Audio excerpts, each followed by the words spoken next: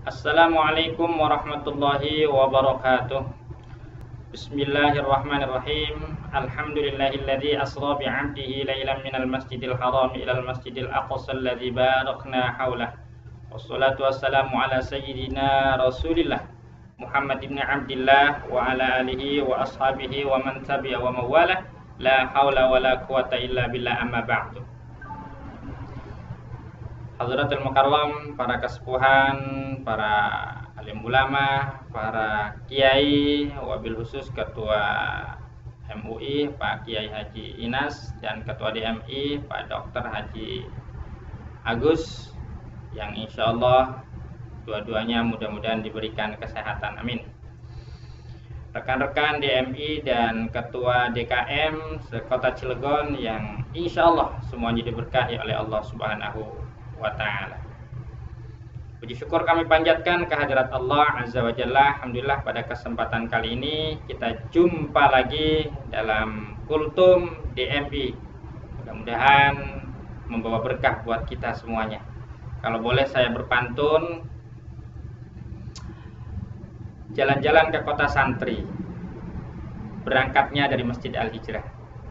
Jangan sampai keluar dari grup DMI, karena insya Allah membawa berkah. Alhamdulillah, insya Allah. Baik, pada kesempatan kali ini sesuai dengan bulan Rajab, saya ingin sampaikan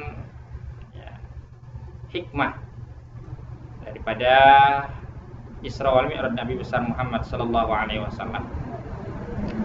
Sebagaimana kita maklum bersama bahwa kita manusia hidup dalam 3 dimensi waktu. Masa lalu, masa sekarang, dan masa yang akan datang. Masa lalu adalah kenangan, sekarang adalah kenyataan, dan masa yang akan datang adalah harapan, impian, cita-cita, prospek. Khususnya bagi kita sebagai seorang muslim. Muslim yang baik adalah muslim yang pandai mengambil pelajaran dari masa lalu, untuk kita jadikan sikap yang baik, kita jadikan pengalaman, kita jadikan pelajaran, sehingga kita berprinsip hari ini harus lebih baik daripada hari kemarin. Tahun ini harus lebih baik daripada tahun kemarin, dan tahun yang akan datang harus the best lagi dari tahun ini. Maka dalam konteks itulah peristiwa Isra wal Mi'raj yang merupakan peristiwa masa lampau, yang merupakan peristiwa masa lalu, akan tetapi masih tetap relevan untuk kita jadikan acuan di ujung abad 21 sekarang ini. Bukan masalah perayaannya yang dibesar-besarkan, tapi lebih daripada itu adalah kita mengambil hikmah, esensi, pelajaran, substansi dari peristiwa Isra wal Mi'raj Nabi besar Muhammad sallallahu alaihi wasallam. Paling tidak pada kesempatan kali ini saya ingin sampaikan hikmah, 4 hikmah dari pelajaran Isra wal Mi'raj. Yang pertama, Isra wal Mi'raj adalah menumbuhkan rasa keimanan, ketakwaan kita kepada Allah Subhanahu wa ta'ala. Kenapa? Karena peristiwa Isra wal Mi'raj adalah satu peristiwa yang bukan harus kita rekayasa, pikirkan oleh otak manusia, akan tetapi peristiwa Isra wal Mi'raj adalah peristiwa yang harus kita yakini dan dibenarkan di dalam hati manusia. Otak Jerman tidaklah bisa, yang paling canggih sekalipun tidaklah bisa merekayasa terjadinya Isra wal Mi'raj Nabi besar Muhammad sallallahu alaihi wasallam. Karenanya peristiwa Isra wal Mi'raj adalah peristiwa yang harus kita yakini dan dibenarkan di dalam hati manusia. Maka untuk meyakini dan membenarkan, tidaklah kuncinya adalah iman kita kepada Allah Subhanahu wa ta'ala. Tanpa iman, no way. Karena kalau logika tidak masuk, otak manusia buntu kalau sudah memikirkan. Oleh karenanya disinilah kita perlu adanya iman sebagai filter. Iman yang harus kita tanamkan di dalam diri kita sebagai seorang muslim, kepada anak-anak kita, kepada keluarga kita, anak dan keturunan kita. Iman adalah merupakan prioritas pertama. Rasulullah setelah Isra wal Mi'raj dikumpulkan para sahabat yang imannya setengah-setengah, dia malah meragukan, tambah murtad. Tapi yang imannya mantap justru tambah mantap, seperti Abu Bakar As-Siddiq. Nah, iman inilah ya, sekecil apapun Allah hargai. Kita beramal sebesar apapun tanpa didasari dengan iman, Allah nggak bakalan terima. Allah tidak bakalan terima. Tapi sekecil apapun iman Allah hargai. Insya Allah akan dimasukkan ke dalam surganya Allah, walaupun mungkin mampir dulu ke neraka karena amaliyahnya kurang ya. Sebanyak apapun amal tanpa iman tidak bakalan diterima di sisi Allah Subhanahu wa taala. Oleh karenanya iman adalah merupakan prioritas pertama. Yang kedua,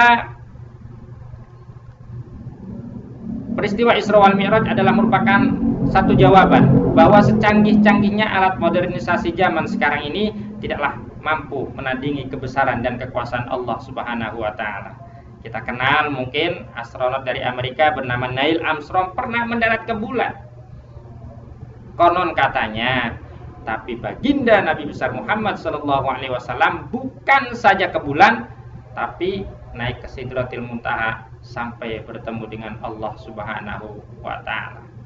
Belum pernah ya, selain baginda Nabi besar Muhammad SAW keliling luar angkasa sampai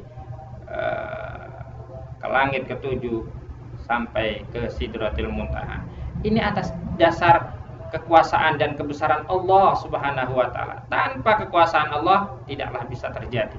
Makanya ayatnya linuriyahu min ayatina innahu was-sami'ul basir.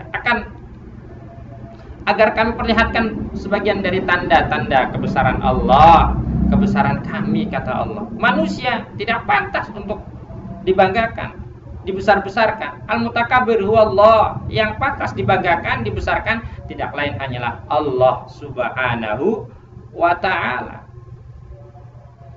Ya, kita tidak ada apa-apanya. Allah kasih corona saja, COVID-19 yang tidak kelihatan, kecil bentuknya, tidak ada apa-apa. Negara adidaya tidak berdaya, negara adikuasa tidak kuasa menghadapi pandemi semacam ini. Oleh karenanya disinilah kita perlu adanya Allah Subhanahu wa taala yang maha kuasa, yang maha menggerakkan, yang maha segala-galanya, yang maha perkasa, yang maha bijaksana. Masyarul muslimin, sahabat-sahabat DMI yang dimuliakan Allah Subhanahu wa taala. Yang ketiga adalah masjid yang diberkahi oleh Allah. Rasulullah di Isra Mi'rajkan dari Masjidil Haram ke Masjidil Aqsa sampai ke Sidratil Muntaha.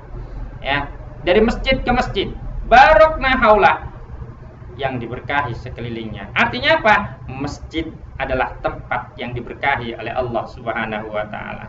Oleh karenanya anggota DMI, anggota DMUI jangan sampai tinggalkan masjid. Ya, tetap kita apapun tantangannya, para ketua DMI, ketua DKM, jangan sampai meninggalkan masjid.